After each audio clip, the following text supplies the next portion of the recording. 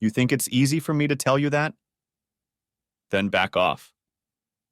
Sorry for the outburst, but I'm still trying to deal with the resentment and anger that doesn't go away even after all this time.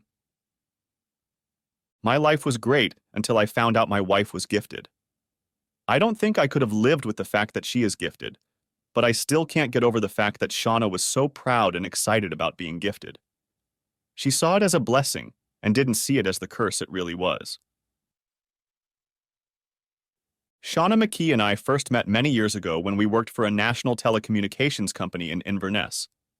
She was a dispatcher, and I was a telephone engineer. I fell in love with her soft Highland accent before I even saw her. Of course, it helped that she turned out to be a red-haired beauty with a cheeky smile, a twinkle in her eye, and a scattering of cute freckles. She said she'd first taken a fancy to me because my name was Rob Roy McGregor, like the famous Scottish outlaw of the late 17th century. Perhaps she liked the challenge of taming an outlaw. My job took me all over the Scottish Highlands, and I was responsible for installing and maintaining masts and receivers for faster broadband. It wasn't so much what I did that motivated me. It was where I did it that I enjoyed about my job. The Scottish Highlands became my workplace, where stunning scenery combines with clean air and soft light that makes the heart sing. After the birth of our son Robbie, it didn't take long for Shona to convince me to move back to her home village of Lochmagandy. In retrospect, I shouldn't have agreed to the move. It wasn't because of the location at all. It's a wonderful setting, and Shona's mother and sister lived nearby, so we were never short of babysitting little Robbie for a day, evening, or weekend. Unfortunately, what I didn't anticipate was that Shona would find herself fully involved in the workings of a very close-knit matriarchal community where the women make the important decisions, and the men seem to spend most of their free time in the village pub, drinking whiskey and beer and chatting about the weather or the price of sheep. When the sun shines, you'd think it was a heavenly place. White-walled cottages are scattered on the lower hillsides, and the village of Lochmagandy is a cluster of modest houses, stores, and small cottages around the village square where the road ends at the head of the loch. The village and surrounding farms are sheltered on three sides by what is known as Hoke Magandy, a necklace of high hills around three sides of Glen Magandy, providing protection from extreme weather. It's a beautiful place, but when the clouds overcast the sky and you can't see the hilltops, it becomes bleak and dreary. On such gloomy days, it is easy to believe the story that the loch is haunted by the restless spirit of Morag MacDarrell, a young woman who was drowned one summer evening long ago in 1744. The details of what actually happened will never be known for certain, but the story has been passed down through the generations, and it is Morag MacDarrell's legacy that must be the cause of my sadness. By all accounts, Morag was a vibrant young woman and a great beauty. She lived in an era when life was very harsh and cruel. No one knows exactly how old she was when she met her fate, certainly over 18. But the story goes that it was all about her flirting with the local young men. She naively believed that light flirting would help her find a husband. On that fateful summer evening, 4 young men ambushed her as she was returning from the fields to her parents' home. Perhaps they thought she would offer no resistance, but she must have fought like a wildcat to save her honor. The 4 suspects were later identified by scratches on their hands and faces. Poor Morag had taken one hell of a beating. She was found later that night when a search party led by her father spotted her floating face down in shallow water near the bank of the Laird. At first, it was assumed that she had drowned while swimming in the ravine on her way home, but the truth soon became clear. They claimed they had no idea how she drowned. The loss of 4 young men from the available labor force in the small Highland village would have created serious problems for the community. Donald MacDarrell, the clan chief, didn't want that to happen. Acting as judge and jury, he decided the case in favor of the young men, ruling that the assault charges had no merit. After Morag's death, none of the young men were punished. Instead, the lads could continue to work the land as usual, and the local women were left to grumble among themselves about old Donald's failure to punish those responsible. During the following winter, there was much talk in the community about what the consequences of such a gross miscarriage of justice might be. Highlanders are very sensitive to their surroundings and are often very superstitious. Most locals were of the opinion that Morag's spirit could not rest in peace, that the loch was now haunted, and that those responsible would be cursed by fate. Donald MacDarrell, a chief who had failed in his duty to administer justice, soon met a grim end. In 1745, he and his MacDarrell kin, including Morag's murderers, joined Bonnie Prince Charlie's army. At the Battle of Culloden on April 16, 1746, they were among the Highlanders attacking the troops of Prince William, Duke of Cumberland. Donald and the young men who killed Morag were killed. The women of the glen were heartbroken. In addition to losing most of the men, there was the possibility that their fragile economy would collapse, and they would either starve to death or be forced to leave the glen, begging and prostituting in the lowland towns to survive. That they overcame all odds and saved their community is a testament to their strong will and determination to survive, on the one hand. On the other hand, it shows their willingness to go to desperate measures.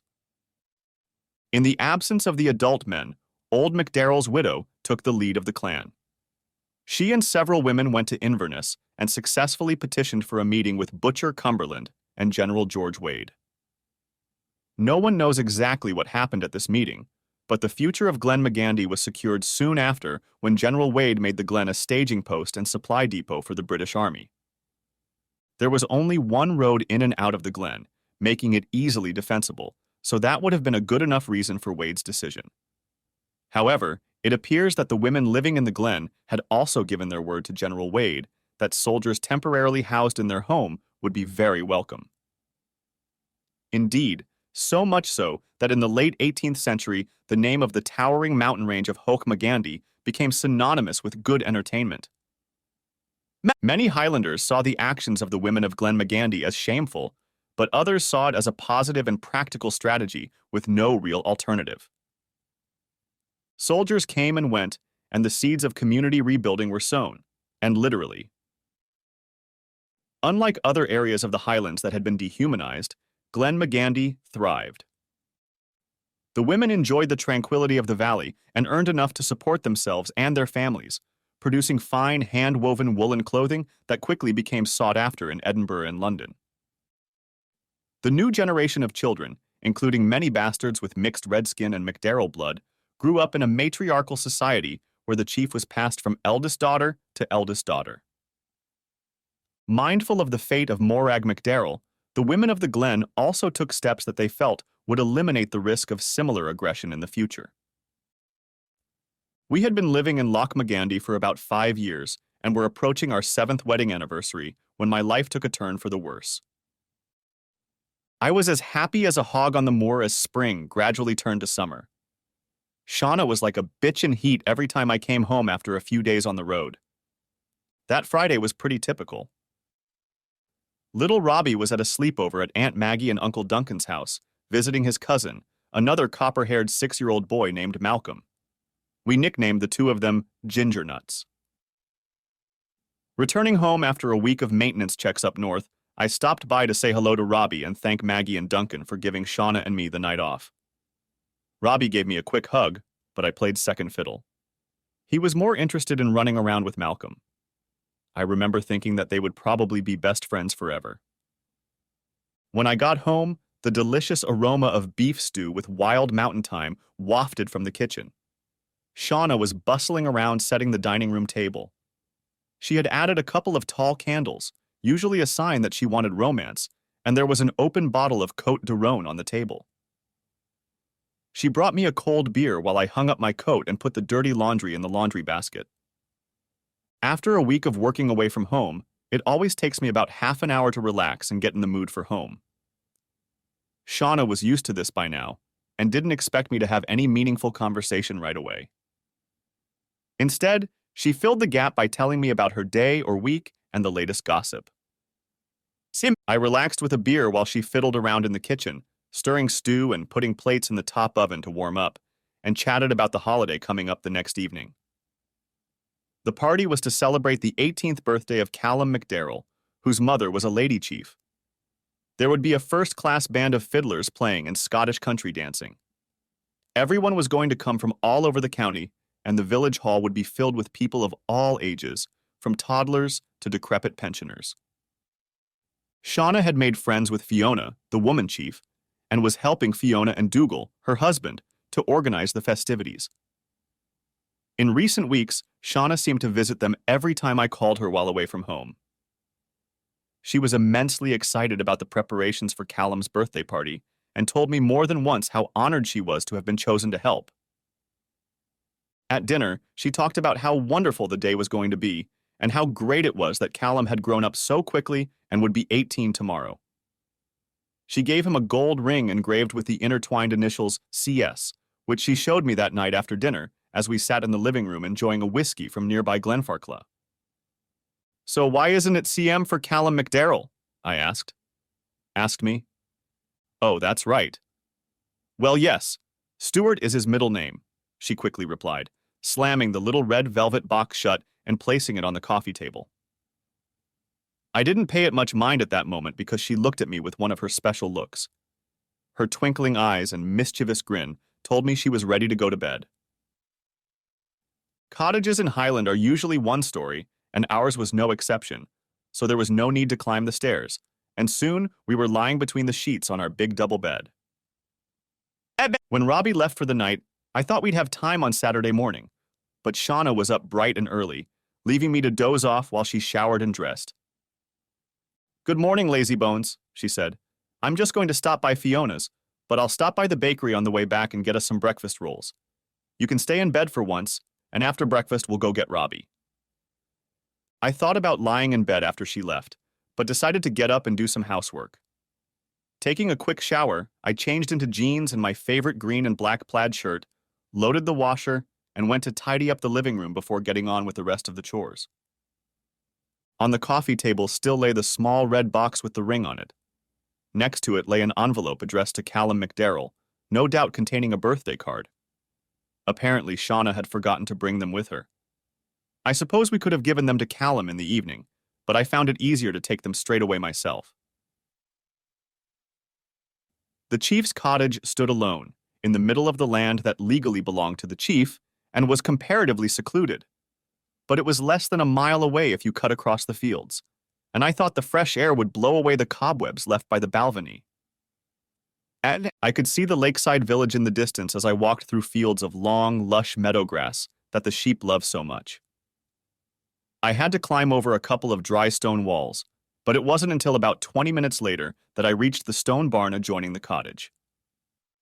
To get to the front door of the cottage, I had to go around the back of the barn and down the north side of the cottage.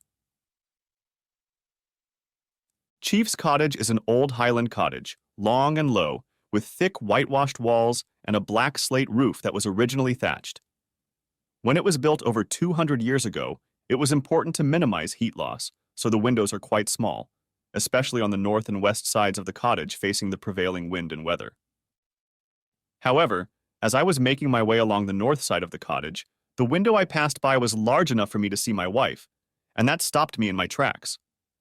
It was obviously the bedroom, and she was lying on a big double bed with some asshole.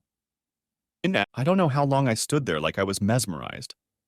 It felt like the earth froze. At first I didn't realize who it was, but then I saw it was Callum McDarrell. What the hell?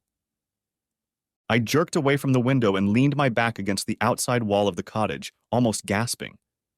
I realized I must have stopped breathing normally while the horrific sight unfolded before me. I wouldn't have believed it if I hadn't seen it with my own eyes, and now I felt physically sick. My mind was screaming in protest at the information I had just received, and my body was straining to clear itself. I put my head between my legs and inhaled deeply, trying to regain control of myself. I don't know how long I stood like that. Maybe a couple minutes. I was stunned, but as a maintenance engineer, I was trained to deal with difficult problems. Abrupt reactions aren't my style. I had no idea why Shauna would have fun with Callum, but if I struck right away, others might get hurt.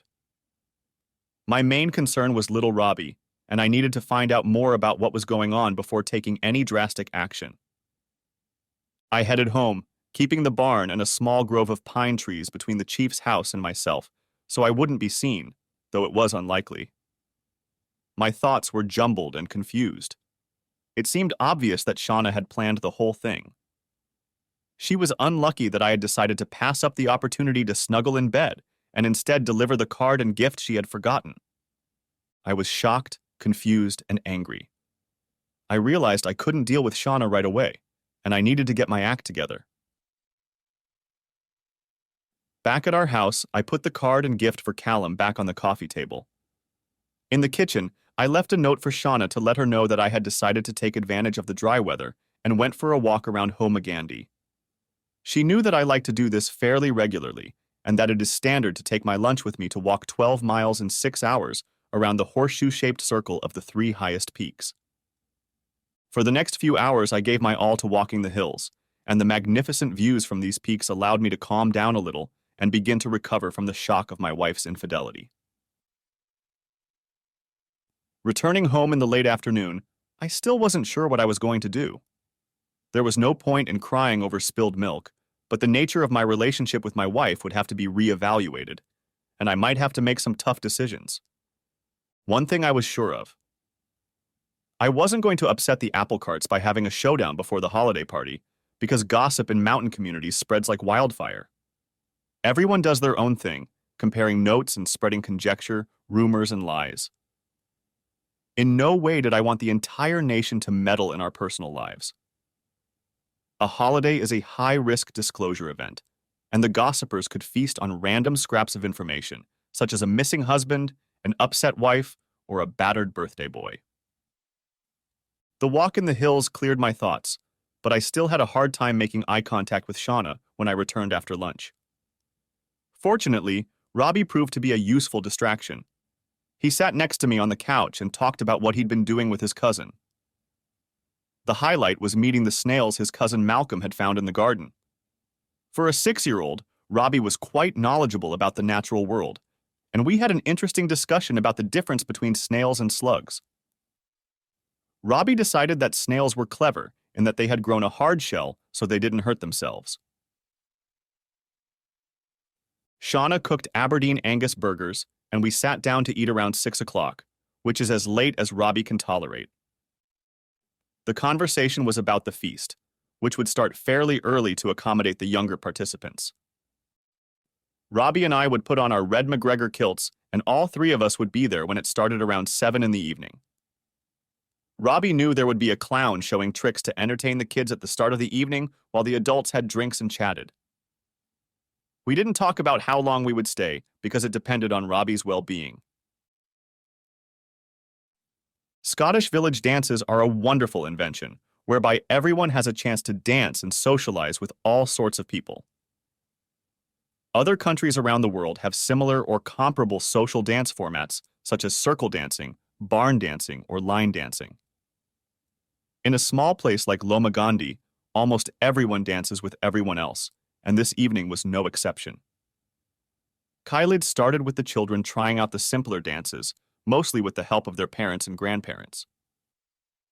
Robbie's favorite dance was the Dashing White Sergeant, which he learned at school. Together, we formed a family trio, dancing energetically around the hall, forming a 6 on each lap, with the next trio coming our way. Dancing with Robbie, we must have looked like we were doing okay, but I was having a hard time keeping up the facade of a happy family. Despite what she was doing this morning, Shauna showed no signs of worry or anxiety. She was beaming with a smile and accepting compliments about our talented son and how well the 3 of us dance. I kept checking to see if she would find an excuse to go and talk to Callum McDarrell, but other than wishing him a happy birthday and handing him a card and present when we first arrived, she studiously ignored him. Neither I nor anyone else could suspect anything was going on between them, and I began to wonder if this was just a one-time infatuation. As expected, Robbie began to tire as the evening went on. Shauna spent most of the time looking after him while he played with his little friends, including Malcolm. I thought she expected me to take Robbie home so she could have a chance to flirt and dance with Callum, but was surprised to learn that she had arranged for Robbie and Callum to spend the night at our place. Shauna and Maggie drove the 2 boys back to our place around 9:30. Maggie came back to the cafe about half an hour later.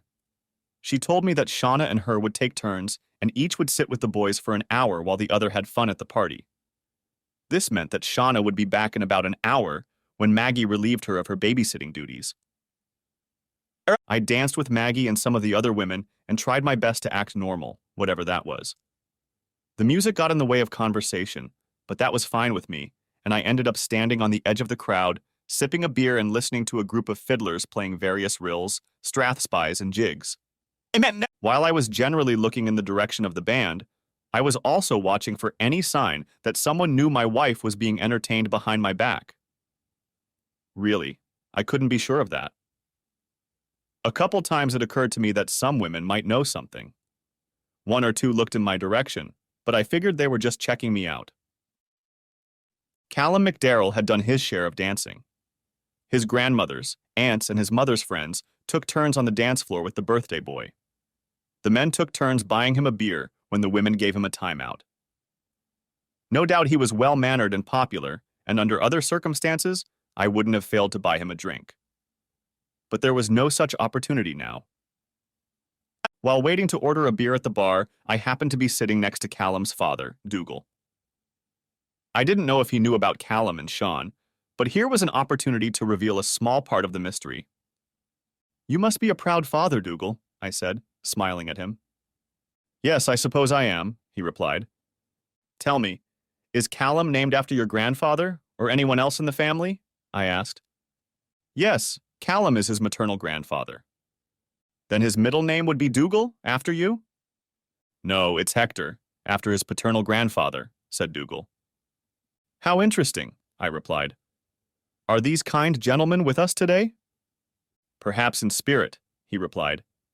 "They both live far from here. Grandpa Callum emigrated to Canada many years ago, and Grandpa Hector lives with my sister and her family in Australia. It's a shame they lack a good sealet, but it can't be helped," I said, ending our brief conversation and paying for my beer. Dougal had unwittingly provided me with evidence that Shona and Callum's morning session had hardly been a spontaneous one, arising in the blink of an eye. Undoubtedly, the C on the gold ring stood for Callum, but it was safe to say that the Esh stood for Shauna. In my opinion, the intertwined letters could very well stand for cuckold whore. My mood was not improved when my wife reappeared a little after 11 o'clock.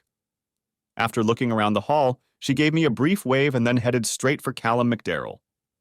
Was this really the moment they had been waiting for all evening? At first glance, all she did was take her turn to dance with the birthday boy, but it seemed to me that the broad smiles of anticipation on their faces were impossible to mistake. He accepted her invitation without hesitation, and soon they were twirling around the dance floor in each other's arms. If I hadn't been attentive to these signs on other people's faces, I might not have noticed anything, but the onlookers who knew something was going on couldn't help themselves. Watching the dancing couple, many women, including my mother-in-law and sister-in-law, furtively cast glances in my direction. They were no doubt amused at the thought of my wife dancing with her young lover and me not understanding. I put on a poker face and only decided to leave when Shauna and Callum remained on the dance floor after 2 dances. Someone must have suspected I knew what was going on. As I stood outside in the dark, trying to chase away the thought that half of Lochmagundi seemed to know that I had become a cuckold, Dougal came up behind me. "You don't look happy, Rob. What's the matter?" "Your son and my wife," I replied. "So you've all found out. Fiona thought you might be with them. Please don't make a scene tonight. Fiona would like to be able to talk to you tomorrow morning about what is going on. Tell Shauna you have a bit of a headache, and then come and join us when she takes little Robbie to church. It's really important for you to hear what Fiona has to say. May I tell her you'll be there?" He looked at me anxiously as I considered what to say. "To be honest, I'm not sure it would do much good, Dougal, but I suppose I can wait until then. I'm not going to make a scene, as you put it. Just keep your son away from my wife. I have no idea how many people know about them, but it would be better if they didn't spend the rest of the evening in each other's arms on the dance floor. This is just pouring salt on my wounds, and I'm not sure I have the patience to take it." "Thanks, Rob. I'll get Fiona to talk to Callum quietly." I waited 5 minutes before returning to the club. Shona was now dancing with her brother-in-law Duncan. Callum was dancing with his older sister Heather, a 22-year-old black-haired beauty who was next in line to become chief and was studying accounting and finance at the University of Inverness. When the dance was over, Shauna came over to me and gave me a big hug and kiss. She was still radiating happiness and clearly had no idea that I knew about her affair with Callum. We ended the evening with a dance and then walked hand in hand up the hill to our cottage. I tried to act like everything was normal, and it helped that Shauna kept going on and on about what a success the party had been, who had been there, and how they all said they'd really enjoyed it, and the band had been amazing, and so on. I bit my tongue and just interspersed her conversation with random lines like, yeah, or right. Maggie was happy to see us and agreed that Shauna and I would take both boys to church in the morning, and Malcolm would meet Mom and Dad there. Shauna checked to make sure the boys were okay, then went straight to bed and seemed to fall asleep before I had finished in the bathroom. I lay awake for a while, wondering what the clan leader could say to me to change the course of my thoughts. I was almost certain that my marriage was mortally wounded, and felt that Lady Fiona was unlikely to be able to resuscitate it. The next morning, Shona made breakfast and took the boys to church herself when I told her I had a slight headache and needed some fresh air. As the devout residents of Lochmagondi entered the village kirk that Saturday morning, I repeated the journey to heartbreak I had made 24 hours earlier. Soon, I was outside the chief's cottage. Fiona opened the door when I knocked. "Thanks for coming, Rob," she said, as she let me into the living room. "The others are at church, so we won't be disturbed. I'll boil the kettle and make us each a cup of tea unless you'd prefer whiskey." I didn't care for a cup of tea, but to refuse would have been extremely rude, and I expected our conversation to be difficult as it was, if not off to a bad start. Fiona brought the tea and we settled opposite each other in the two padded armchairs by the fireplace. I didn't know what Fiona wanted to say to me and waited for her to speak. "First of all, I'm sorry to hear about Sean and Callum," she said. There was a note of concern in her voice. "May I ask how it happened? Did someone tell you?" I tried to keep my cool, especially in the presence of little Robbie and Malcolm, but my anger must have been obvious to Fiona. "It doesn't matter how I found out, Fiona," I said. "No one has told me, although it seems that many people know that your son has been entertaining my wife." "Rob, that's not all," she replied. "It's a long story, and I need you to listen to what I'm about to tell you. I'll do my best to answer any questions you have. The only thing I want to ask of you is that you promise to listen to me before you make any decisions. Can you do that?" "All right, Fiona. You can speak up, but I don't think it will make any difference." "Thank you, Rob. I won't deny that Shona and Callum had a close relationship. What you don't know is that Shona was gifted. I don't mean that she was talented or endowed with some gift from God. I'm talking about a woman's gift to a young man when he reaches adulthood." "Wait a minute, Fiona," I interrupted in amazement. "Are you saying that Shona and Callum were having fun because it's some sort of tradition or rite of passage when he turns 18? "Yes, Rob, roughly," she replied. "You see, the tradition of gifting women at Glenmagandy began after Morag MacDarrell. Everyone knows Morag's story, and everyone knows that after 1745, the women of Glenmagandy took over the running of the valley. These women did everything they could to rebuild the community and ensure the Glen prospered. Yes, they welcomed soldiers in red uniforms into their beds, but what most people don't know is that they also made sure that the young women of the Glen were never again at risk of being killed by chauvinistic young men." "Let me get this straight, Fiona. Are you saying that it wasn't enough for the old whores to just have fun with the soldiers? They decided to entertain the local youth as well?" "Rob, you're deliberately misrepresenting what I'm trying to tell you. It wasn't like that at all. The women who were originally gifted were maidens or widows of men who died in the war. For many years, the men of Glenmagandy had sought their fortunes in North America, and it was always possible to join the fight there. They fought against the French, against the Native American Indians, against Santa Anna and its Mexicans. They fought each other in the bloodiest battles of the American Civil War. In between, They joined the gold rush in California, but there were hardly any women with them. The 20th century brought more terrible wars that demanded Glenn's men. The Boer War in South Africa was followed by World War I, the Spanish Civil War, World War II, and the Korean War in the 50s. For over 2 centuries, there was no shortage of unmarried women to bestow.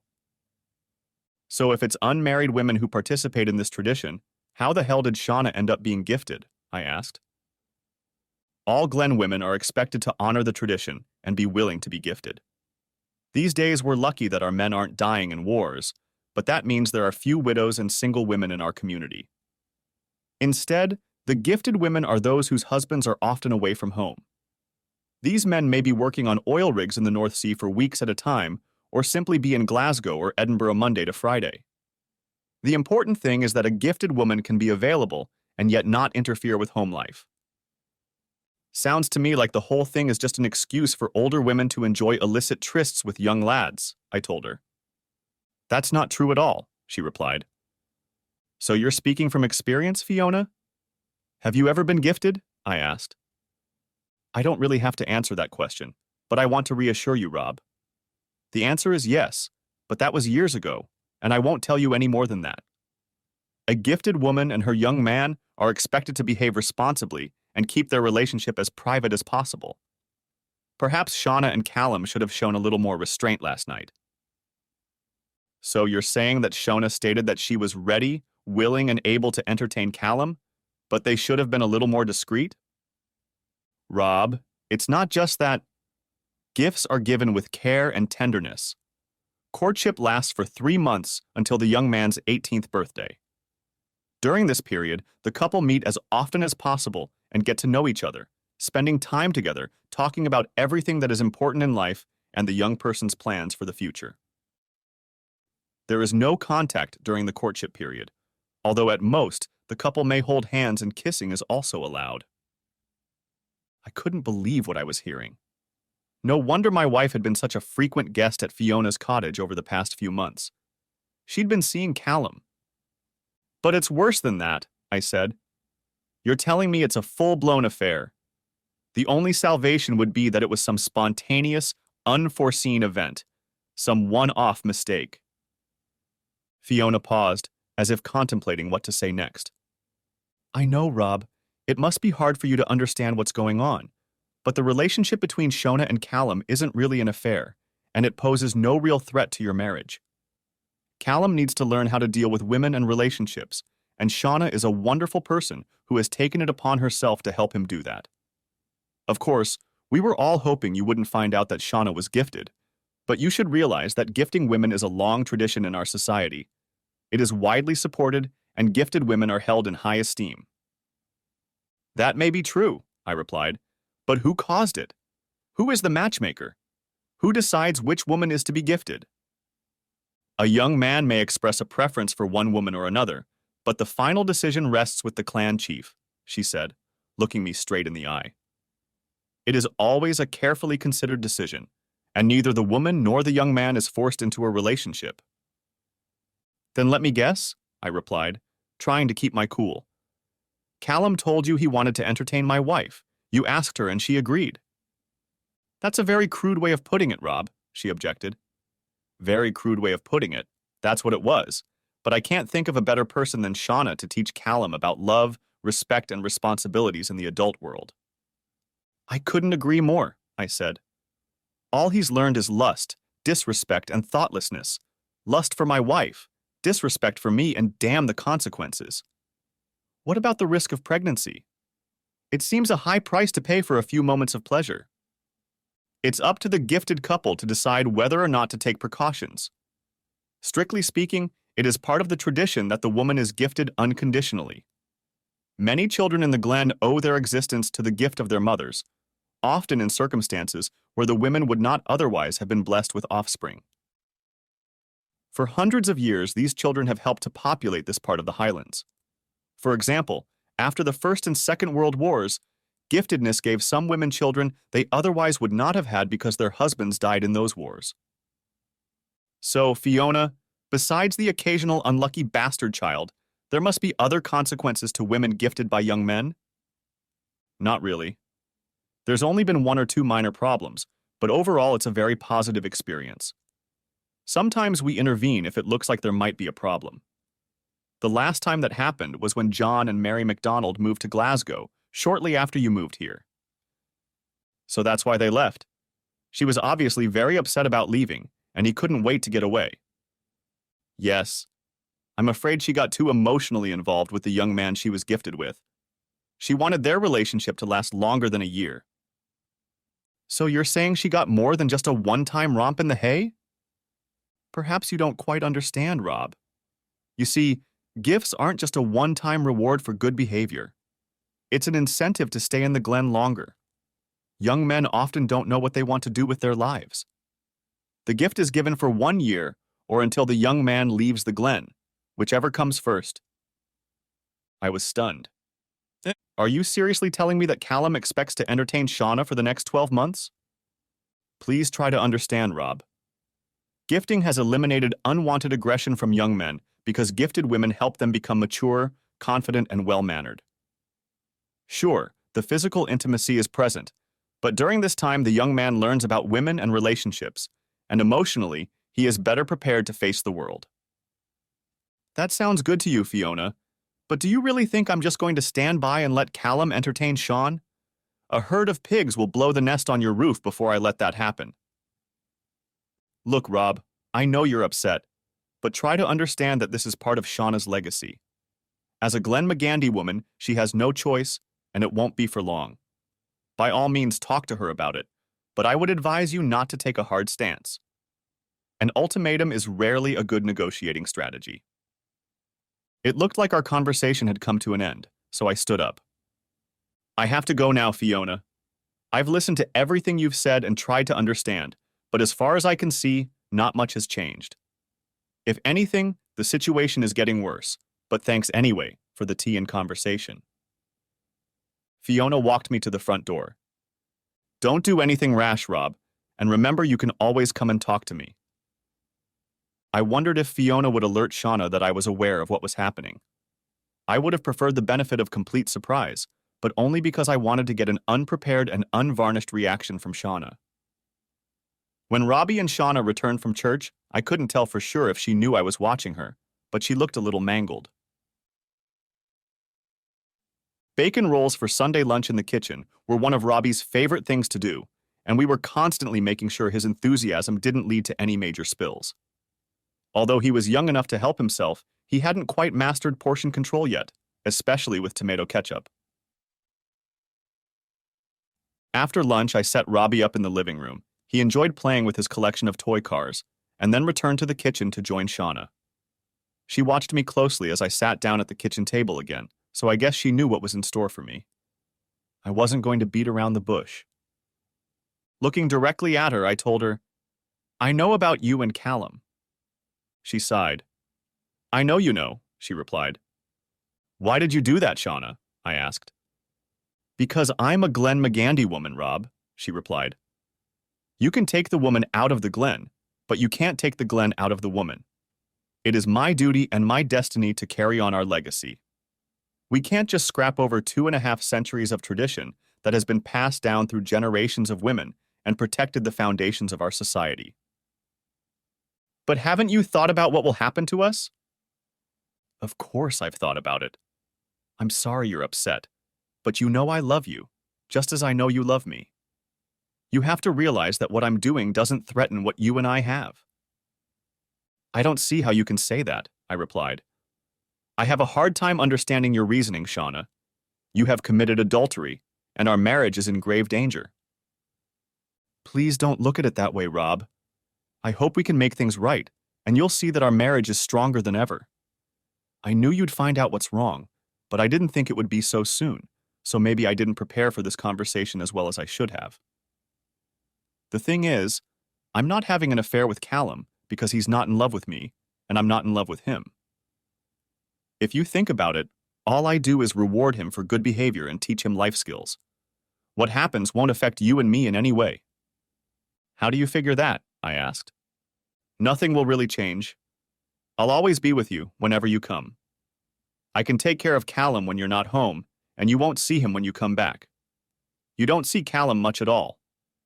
On weekends, he's usually away with friends, going to a soccer match in Inverness or some music festival. That's not going to change. But you're asking me to share you with Callum. I don't think so, Rob. You'll get all the love and affection I've always given you, but I'm 32 years old and I've got plenty of room to spare. I'm not taking anything away from you to give to Callum. What he gets will just be extra that I can provide. I guess we'll have to agree on that. I know I don't own you, but you are my wife and I am your husband. I'm not going to accept the fact that you might temporarily give up your marriage vows to be faithful and devoted to me. That's a very ungraceful attitude, Rob. I thought you could see beyond the small details and understand the good we're trying to accomplish. It's a great honor for me. I've been chosen to make a man out of this boy. That's something special. Not only that, but he's the son of a chief. You make it sound like it's something between a ceremonial ritual and a transcendent experience, Shauna. But really, it's just an affair with a young guy who decided he wanted to entertain you and have you to himself. You may think so, Rob, but it's a very unusual arrangement. Many other women have gone down this path before me, and their husbands have generally been supportive, realizing it's a small sacrifice in exchange for peace and prosperity in the Glen. What happens if the husband objects?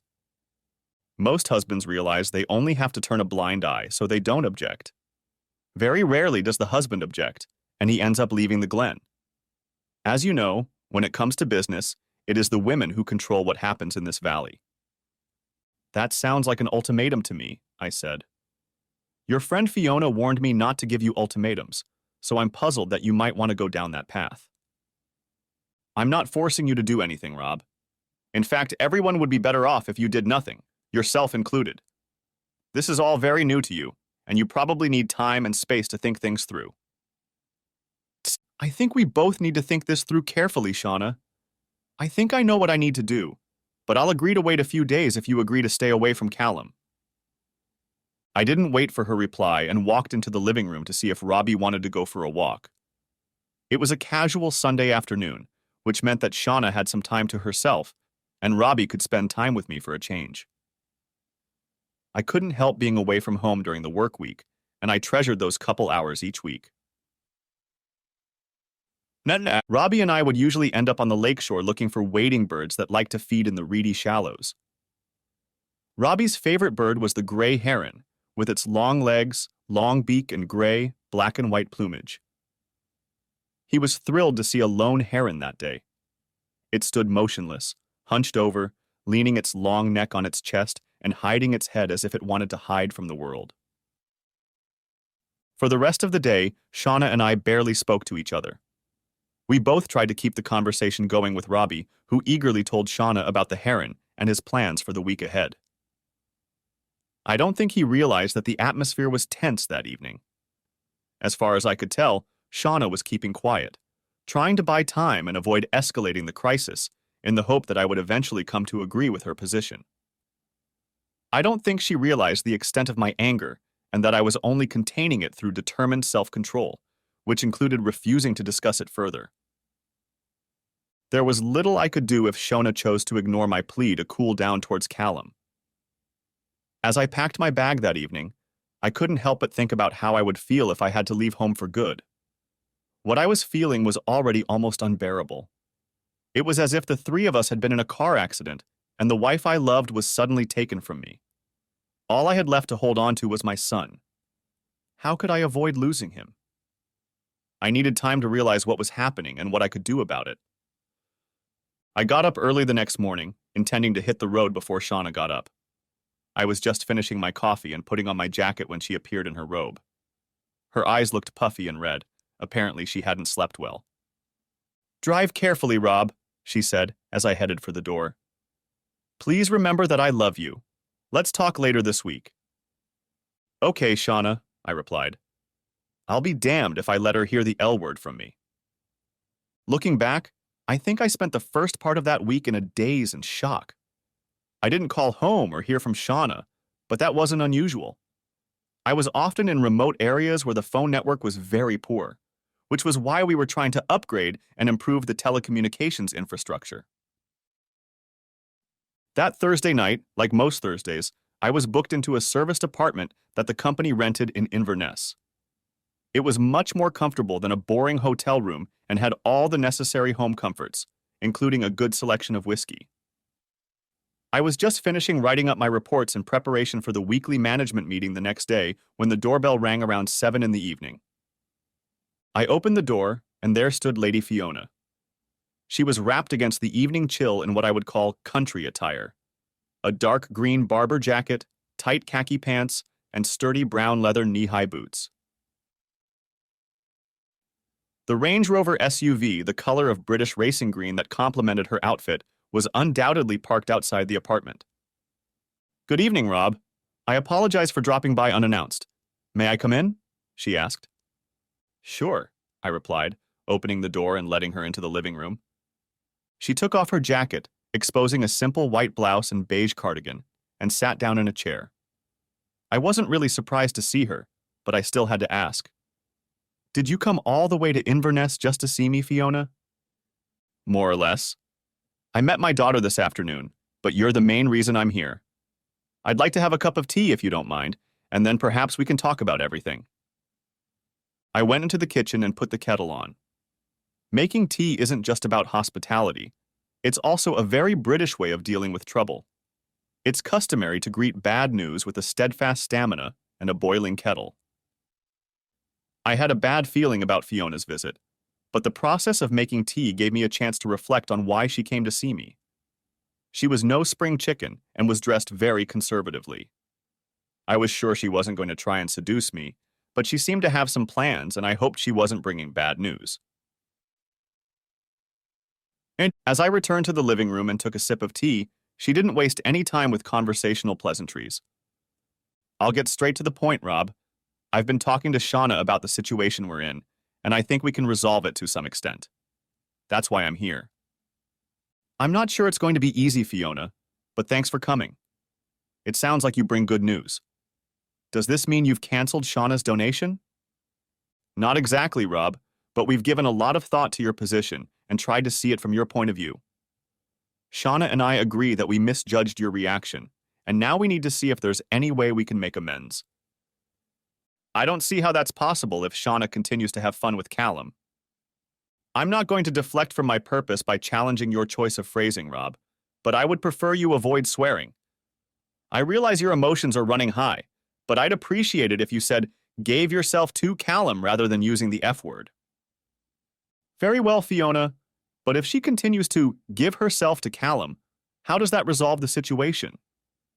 That was exactly the problem we were facing, but then we realized we were only looking at one half of the equation. We thought about what you said and tried to look at it from your point of view. You saw that Shauna gained something and you gained nothing or lost out on something. That's not quite true, Fiona, but I think you're beginning to understand. Thanks, Rob. I hope you like the solution we've come up with. And what would that be, Fiona? Heather. Heather? Yes, Rob. My daughter, Heather. She lives here and can take care of your needs in Inverness, while Shauna takes care of her brother in Glenmagandy. I looked at her in amazement. Are you serious? Absolutely. She thinks you're a great guy and will be happy to help. In fact, I think she really likes the idea. I was stunned. Up until that point, I'd thought there was at least a glimmer of hope that Fiona would tell me they'd decided to cancel Shauna's gift. Instead, she shoved her own daughter at me in an attempt to make things right. Fiona knew she'd caught me off guard and waited to see if I was interested, tilting her head slightly to the side and raising an eyebrow expectantly. At the same moment, the confusion dissipated, and the depression and sadness I'd been feeling for the past few days was replaced by an icy anger. In those brief moments of revelation, I realized that I had lost my wife and my marriage was beyond saving. But I also knew without a doubt that at some point I would settle the score with my betrayers. I wasn't quite sure how I would do it, but I wasn't about to let them know what I was thinking. It's a hell of an offer, Fiona, I told her. If I understand you correctly, what you're saying is that no matter what happens, Shauna will give herself to Callum, but you're offering to balance that equation by offering me Heather. She looked at me and nodded. That's about right, Rob. Okay, Fiona. I don't know what to say right now. I need to think it over, and I'll talk to Shauna this weekend. We'll see what we do next. Good, Rob. I think that's what we were hoping for. Thanks for the tea, she said, rising to her feet. I'll be staying at Heather's apartment tonight. She handed me a small piece of paper. Here's her phone number, she said. I'll tell her you can reach me. Driving back to Glen McGandy on Friday evening, I was still thinking about what to do. In the short term, I needed to verify and confirm that Shauna would continue to have fun with Callum, no matter what I said or did. If my wife wanted to have a relationship with someone else, then I would not have a relationship with her, although the possibility may not have crossed her mind. I also had to decide whether or not to accept Heather McDarrell's offer as some sort of consolation prize. After that, I could decide what to do to keep myself safe in the medium to long term. When I got home, Shauna was worked up. I think she was grateful to Robbie for monopolizing me for an hour or so before heading to bed. Meanwhile, she was trying her best to repeat the wonderful evening we had enjoyed exactly a week ago. She brought me a cold beer while Robbie chatted and then got busy in the kitchen making ragu bolognese. When Robbie was put to bed, Shauna opened a bottle of Barbera d'Asti and we sat down to eat. I guessed what we were going to talk about, but left it to Shauna to start the conversation herself. Fiona said she spoke to you last night. What do you think of the solution we came up with? She asked. It's not what I wanted, I replied. Did you go out with Callum while I was away this week? She looked away, avoiding my gaze. I'm sorry, Rob. I've been gifted with him, so I can't just turn him down. So you did decide to do it after all, just like Fiona told me? She looked worried, but determined. Yes, she said quietly, nodding her head in confirmation of her intentions. I know you don't like it, Rob, but it's what I have to do. I decided to give her one last chance to change her mind. I hear what you're saying, but I still don't understand why you feel you have to do this, Shauna. I'm not going to threaten you or give you an ultimatum, because you have to decide for yourself what you want to do. I can't make you stop what you're doing, but are you sure you can live with the consequences, whatever they may be? Yes, Rob. I know it will be hard, but I think I can. It won't be forever, and I won't take offense at you if you decide to balance the equation. I think you're making a big mistake, Shauna, but it sounds like you've already made up your mind. Is there nothing I can say or do to change the situation? No, Rob. I don't think there was any chance of that, she replied. You see, I didn't tell you that I myself am a gifted child. I wouldn't exist if it weren't for the giftedness. My mother was gifted, and I am a result of that. My biological father was a young man to whom she was gifted. The giftedness created me, so it was almost inevitable that the circle of life would lead to me becoming gifted in turn. Wait a minute, Shauna. You told me that your father died in a car accident when your mom was pregnant with you. Now you're telling me he wasn't your real father? Yes, she replied. It's true that my mom's husband, my dad, died when his car fell off a cliff. I don't know exactly what happened, but it turns out he was well insured, so we didn't suffer any financial loss. I guess my mom never got over his death. She told me about my biological father when I was a teenager, so I knew why my medical records were different from what I might have expected to see. That's a hell of a story, Shauna, but I still don't understand why she would have you have an affair with a teenager. Rob, it's my destiny. Being gifted led to my existence, and my existence led to my being gifted. I realized there was nothing more I could say to change her mind, so I just nodded, and for a while we ate in silence, each with our own thoughts. However, I had one more important question to ask. From now on, I don't want Robbie socializing with Callum or his family. Can you promise me that? I asked. Of course, she replied quickly, smiling uncertainly at me. I don't know if she thought I was accepting of our changed circumstances, but it was just damage control on my part. I was going to do everything I could to make sure my son didn't encounter any strange behavior that might affect his young mind. He was already going to have a hard time dealing with the changes in our family relationship. After dinner, I decided to treat myself to an 18-year-old Glenfarclas single malt wine, which I sipped while we sat and watched some mindless television chatter. Eventually, when we went to bed around midnight, it was as if a huge weight had been lifted off me, and I fell asleep almost immediately. I have no idea if Shauna slept as soundly, but I'm pretty sure my subconscious recognized that the deed was done, and change was inevitable. Sunday morning, I told Shauna that I wouldn't be going to church with her and Robbie anymore. There was no way I wanted to play happy family with her and give people the impression that I was okay with being a cuckold. I think she knew the reason I didn't go to church with her, but wasn't completely sure. "Why don't you want to go to church?" she asked. "Have you lost your faith in God?" "No, but I don't think he's here," I replied. "I'm going for a walk in the hills instead. If God exists, he will find me there." In fact, I didn't go for a walk in the hills that Sunday morning. Instead, I used the time when Shauna and Robbie weren't home to move my things into the guest bedroom. Shauna didn't know what I had done until we went to bed in the evening. I made sure to lie down first and was already in bed with the lights off when Shauna poked her head out from behind the guest bedroom door. "What are you doing here, Rob?" she asked. "What does it look like, Shauna?" I replied. "I'm not sharing a bed with you if you're sharing it with Callum McDarrell." "Come on, Rob. Really?" "Damn right, Shona. I'm not going to make a big deal out of it, but you're going to have to get over it or I'll move out. For Robbie's sake, I hope it doesn't come to that." She frowned and her lips pressed together in irritation. "Okay, Rob, if that's the way it's going to be. I think you're being a little silly, cutting off your nose despite your face. You know where to find me if you need me." The next week on the road, I decided I wasn't going to entertain Heather McDarrell as compensation for the temporary loss of her brother's spouse. I wasn't going to go along with the absurd notion that some weird infidelity equation was being solved. Absolutely not. I was going to entertain Heather simply for my own pleasure, provided she wasn't forced to offer herself to me. You see, years ago, I'd learned to make the best of a bad situation.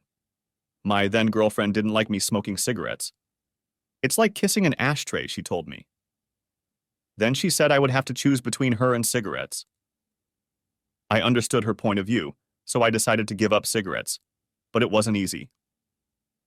The first 2 months were the hardest, and I was grumpy like a bear with a sore head. Then she decided she wasn't interested in me anymore, and we broke up.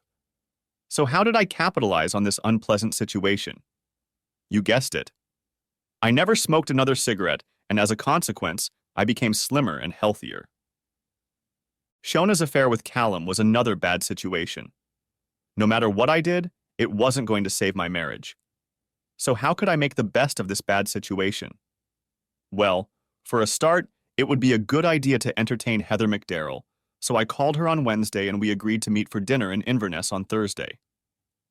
I suppose I could have just asked her to come to the apartment, but that wasn't my style. Besides, I needed to have a serious talk with her if we were going to meet on a regular basis. Over dinner, we got to know each other much better. Besides being a very pretty girl, she turned out to be smart and a good conversationalist. She was starting her final year of university in September, and her studies were taking up a lot of her time. In the meantime, she had a summer job with a well-known firm of chartered accountants in Inverness.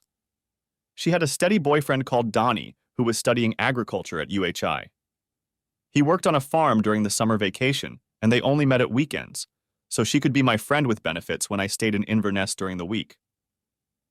When she told me this, a wide grin played across her face. I felt a little sorry for Donnie, but she said they weren't exclusive. I was willing to bet he thought otherwise. Her mother didn't force Heather's hand, and I took her back to the apartment that Thursday night. I hadn't had anyone but Shauna for the better part of 8 years, and I'd forgotten the sheer pleasure of getting to know a new partner. She jumped at the chance to have a short, no-commitment relationship with a reliable older man, which is exactly how her mother had described me. That Friday, I took that Friday off from work to consult with an attorney so that I would be well prepared for what might happen as a result of the actions I planned to take. As summer gradually turned to fall, things got worse and better. My relationship with Shauna had changed. Although she was still giving herself to Callum McDarrell, I did not dislike her. I did all the same household chores as before, but I showed no particular affection for my wife when we were together and avoided socializing with her relatives or friends. Instead, I focused on socializing with young Robbie, even if it was just the three of us. For example, if we were walking somewhere, I was happy to hold hands with Robbie, but not with her. Nevertheless, we still had a good time together on weekends, taking Robbie on picnics in the hills or driving to the coast to buy fresh lobsters or crabs at the little fishing port. I'm sure Shauna understood why I was estranged from her, but perhaps she thought it was temporary. We seemed to have reached an unspoken agreement that we would not discuss anything related to her affair or the state of our marriage. That was fine with me because I knew what I was going to do and didn't want to make my intentions known too soon. Meanwhile, my personal life with Heather McDarrell was becoming more and more interesting. We met every Thursday when I had to stay late in Inverness. She would come to the apartment and cook dinner before staying the night. She made up a legend and told her neighbors that she was visiting her elderly aunt every Thursday. Next chapter. It was about mid-September when the shit hit the fan, or rather, vomit hit the pan. While making breakfast one Sunday morning, I heard the sound of someone throwing up in the bathroom. A short time later, a very pale Shauna appeared, clutching her robe with one hand and leaning against the kitchen doorway with the other. "Rob, could you do me a favor and make me some weak tea?" she asked. "No milk and no sugar. I'm going to go and lie down." "Sure, Shauna," I replied. "No problem. By the way, how far along are you?" Her shoulders slumped and she sighed. "I don't know," she said. "Let's talk later." She turned to leave and I put the kettle on. As far as I knew, Shauna had spent most of that Sunday in bed. The weather was gorgeous, so Robbie and I took my car and went on a little expedition to admire the beautiful fall leaves on the trees in the surrounding area. We stayed at a nice country inn for Sunday lunch and ended up coming home late in the afternoon. Robbie collected some fall leaves to show them to his mother, who was sitting in the living room dressed in sweatpants and a shapeless pullover. I cooked dinner while Robbie chatted with Shauna, who struggled to keep the conversation going while he enthusiastically explained to her how the leaves of deciduous trees change color after summer ends. I was very proud that he had memorized everything he had learned from me, even the fact that in some other countries they call autumn fall because the leaves fall off the trees. Later that night, after Robbie went to bed, Shauna and I had a mature conversation, although it was more of a conversation about how she sees her future. Earlier in the week, she threw up for the first time and went to the local doctor. They did an examination which confirmed that she was in the early stages of pregnancy, probably 6 to 8 weeks along. She hadn't told Callum that he was going to be a father because he had already decided to accept an offer to go to Edinburgh University and would be leaving the Glen the following week. "So now you expect me to just forget what this was all about?" I asked. "Asked me."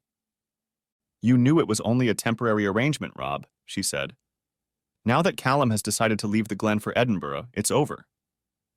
"I don't understand how you could think we could just go back to the way things were," I replied. "On top of the weeks and months you spent having fun with Callum, you have a baby in your belly." "I beg you to forgive and forget about what happened," she pleaded. "You're a wonderful husband and father, Rob. A baby needs a loving family, and I hope you understand that." "Well, that's not exactly what I see," I replied. "I think Callum and you need to take responsibility for the consequences of your actions. Please don't expect me to share that burden with you." "But a new baby won't be a burden on us," she said. "It will be good for Robbie to have a little brother or sister, and another child won't add much to our expenses." "I don't think you understand," I told her. "I'm not interested in reconciling with you, and I'm not going to take parental responsibility for your bastard." She looked stunned, then burst into tears.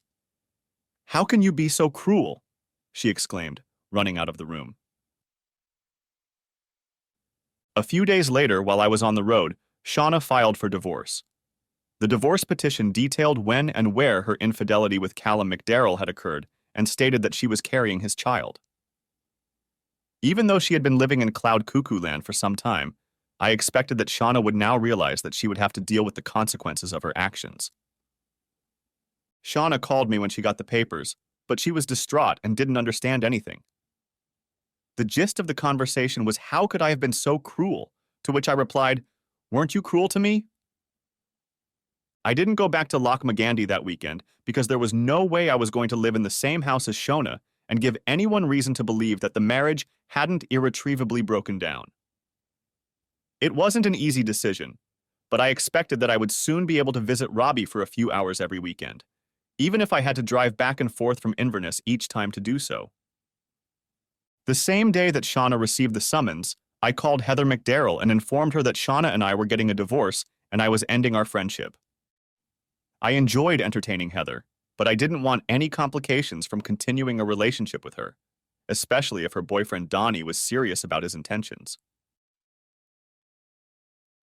Over the next few months, many people tried to intervene, including Lady Fiona, who accused me of reneging on a deal she thought we had made. I pointed out that I had never said I would not divorce Shona. As far as I was concerned, Heather had made an unconditional offer simply because she liked me. It seemed unlikely to me that Lady Fiona would allow information about her daughter's affair with me to be used in a divorce case. I knew from a previous conversation with a lawyer that in Scotland, you can get a divorce if you separate and live apart from your spouse for 2 years, even if your spouse doesn't agree. I could have gone down that route but chose to plead adultery, and not just because I could name Callum McDarrell. I wasn't cruel for nothing. Sure, I got some satisfaction from calling him by name and shaming him, but I didn't want to end up with parental responsibility on the basis that I was married to Shona when the baby was born. Callum and Shona could take on that responsibility, and the child support agency would make sure Callum paid for his child's upbringing. I needed to divorce as soon as possible if I wanted to avoid this unpleasantness. Family law solicitors are just as stingy as other barristers, but I made a generous offer that allowed Shauna to keep the cottage in Lochmagandy and committed to a schedule of monthly child support payments until Robbie turned 18. Both solicitors tried to stall and get more money out of us, so a few more months passed, but eventually Shauna accepted that it was over between us. It seems she had reached a financial agreement with Callum and his family. Her pregnancy went smoothly, and she gave birth to a baby girl at the end of April, a couple weeks after the date of our official divorce. I rented a small apartment in Inverness on a permanent basis and drove to Lochmagandy every other Saturday to spend the day with Robbie. I wasn't interested in hearing about what was going on in Shauna's life, but Robbie was happy to have a baby sister, and Shauna and I tried our best to encourage him to be a caring and loving big brother. And I made it clear to Shauna that I was not going to participate in any general family activities when I came to visit Robbie. She tried to ambush me a couple of times, but eventually gave in, and from then on Robbie was ready for me when I arrived, so I didn't have to spend any more time with Shauna and her baby than necessary. I wasn't rude, but she soon realized that our conversation would never go beyond discussing the weather or how Robbie was doing in school. Life went on, and I began to adjust to a different pattern of social engagement. I had a lot more time to myself, including some amorous encounters, but I wasn't pursuing a long-term relationship. Oddly enough, this worked in my favor with quite a few women, but I tried to avoid the so-called bicycles that accompanied anyone who showed interest. Time passed, and a few years later I read in the local paper that Callum McDarrell was engaged to a girl he had met when they were both at Edinburgh University. She came from high society, her family were gentry, and lived in a huge old mansion on her country estate somewhere in Sussex or Surrey. The newspaper thought she was very attractive, and the article spoke of a Beauty and the Beast romance where a wild Scottish Highlander would be tamed by an aristocratic English beauty. I decided to visit her in Edinburgh before she made up her mind. It was not difficult to locate her, and she proved curious enough to understand the purpose of my visit and agree to meet me in a safe environment. We met in one of those lovely old Edinburgh pubs where there is a buzz of conversation, and it is hard to make out what others are saying unless you are sitting next to them. I recognized her from the picture in the paper, and soon we were sitting in a cozy little booth with a couple of glasses. "What's this all about, Mr. Johnson?" she asked, unaware that I was using a pseudonym. "Pardon the mystery, but I have some information about Callum McDarrell I'd like to let you know," I said. "There's no need to worry. It's not that scary, and you'll be able to check and verify what I'm about to tell you. Go on, she said. I'm listening, but I hope this isn't some kind of scam. Not at all, I replied. Let me ask you, how well do you get on with Callum's daughter? She looked puzzled. What are you talking about? Hasn't he told you about his daughter? I asked. No. Well, I suppose you will meet her in due course, I said. She lives in Lochmagandie with her mother. I find that very hard to believe. Are you sure he has a daughter? He's never mentioned having a daughter from a previous relationship. We have visited his parents several times in Lochmagandie, and neither he nor they have ever mentioned that he has a daughter. Callum's daughter lives with her mother and older half-brother about half a mile from Callum's parents' house, I replied. Her name is Flora. She just turned 5 and will be going to school in the fall. From the looks of it, she's a sweet little girl, and I'm sure you'll get along with her, even if paying her expenses for the next 20 years will put a bit of a strain on your finances. She looked at me coldly. Do you have any proof that you're telling me the truth? I held out to her a copy of the divorce decree that stated Shona's adultery with Callum. You can easily have someone check for additional evidence, I said. It took her a moment to read the basic details, but she was clearly not satisfied. I can't believe he didn't tell me about this, she said. We were supposed to be married, and now you're telling me he has a daughter from a previous relationship with a single mom who lives practically on his doorstep. Look, I'm sorry if this is news to you, I said. This information is practically public knowledge, so I'm sure you could have found out without my interference. For all I know, he was probably going to tell you about it before the wedding. Whatever you do, please don't tell him how you found out, but it would be better if you found out sooner rather than later. After all, if you marry Callum, you will share his obligations and responsibilities. I will have to think about that, Mr. Johnson, she replied, but thank you for bringing it to my attention. May I keep this? She asked, holding up a copy of the divorce decree. Of course, I told her. It would be my pleasure. She got up to leave, and I felt a deep sense of satisfaction as she walked out of the busy pub. I would never see her again, and if things worked out as I envisioned, neither would Callum McDarrell see her again. About a month later, when I was picking up Robbie, I casually mentioned to Shona that I'd read in the paper that Callum McDarrell was getting married. Yes, he was going to, she said, looking at me suspiciously. But someone told his fiancée about Flora and she called it off. I hope it wasn't you, Rob. Me? I replied. Why would I do something like that? Later that year, I had another interesting conversation with a stranger in a pub. One of my colleagues had heard me talking about the stunning views from Mount Homagandi and insisted on introducing me to his uncle, who claimed to have hiked the hills in the area extensively in his youth. It turned out that this charming old man was a good friend of John McKee, the man Shauna called her father, and who had died in that terrible car accident before Shauna was born. He was stunned to learn that I was married to Shauna and asked why we were divorced. I told him the short version that she had an affair and got pregnant by another man. Gee, he said, the apple doesn't fall far from the tree, Rob. What do you mean? Did you know that John McKee wasn't Shauna's biological father? I asked him. Yes, he nodded. And unfortunately, neither did John McKee, or he might still be alive. I thought he died in a car accident, I replied, wondering what he meant. That's what the insurance company decided, he said. The truth is a little different. After hearing your story, I think I can trust that you won't tell anyone what I'm about to tell you. John came to me because he had just found out that his wife was having an affair. I tried to comfort him, but he was completely devastated. I didn't tell anyone about what he told me, and his wife never found out because John drove his car over a cliff on the way home that day. I decided not to say anything, but I keep asking myself if I could have done more to help him, but I guess he just couldn't live with what she did. The old man paused for a moment, no doubt remembering his friend John McKee, and then looking me straight in the eye added, I'm so glad you're not like poor John. For a while, I put a lot of effort into my job and ended up heading up the Scottish Highlands Infrastructure Department for a multinational telecommunications company. Getting that job gave me great pleasure, although I wasn't the happiest person at the time. Things started to get better, but I think the healing process began when I met Ursula. She is a feisty German woman from Hamburg who divorced her husband for entertaining his personal assistant and decided she wanted to get away from it all and live in the Scottish Highlands. She loves hill walks, her outlook on life is very similar to my own, and she doesn't tolerate fools. To be honest, I think she can be a bit of a bear at times, but everyone else thinks she's a fox. We've been living together for 3 years now, but I don't know if we'll end up getting married. We're both hesitant to formalize our relationship, but who knows what could happen. Robbie turned 18 last month and will be coming to Inverness next year to go to university.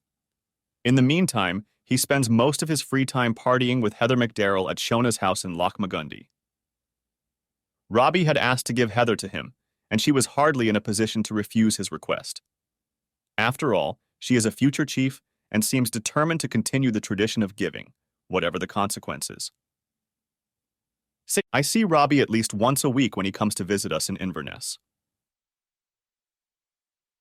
Over the past year, I've spent a lot of time telling him about giving. He now knows exactly why I divorced his mother, and why I want nothing to do with her or his half-sister Flora. It wasn't easy for him to come to terms with the behavior of his mother and her cronies, but he didn't fail to seize the opportunity to entertain Heather for nearly a year. Of course, Robbie didn't choose Heather by accident. It was on my recommendation that she got the job. Heather's husband, Donnie, yes, that Donnie, runs an animal feed supply company with a warehouse in the Inverness area. Donnie and Heather have a house in Lochmagundy, but he spends most of his time traveling around his customers and suppliers. They have been married for 10 years and have a beautiful 6-year-old daughter who spends a lot of time with her grandmother, Lady Fiona. I don't think Donnie knows about the gifts, and I'm not about to let him know that Robbie is entertaining his wife. Well, not now anyway. I'll wait until Robbie gets sick of her, and then we'll see what happens when Donnie finds out. Behind his warm and friendly facade is a hard-hearted businessman. It's unlikely that Donnie is one of those guys who acts like an asshole.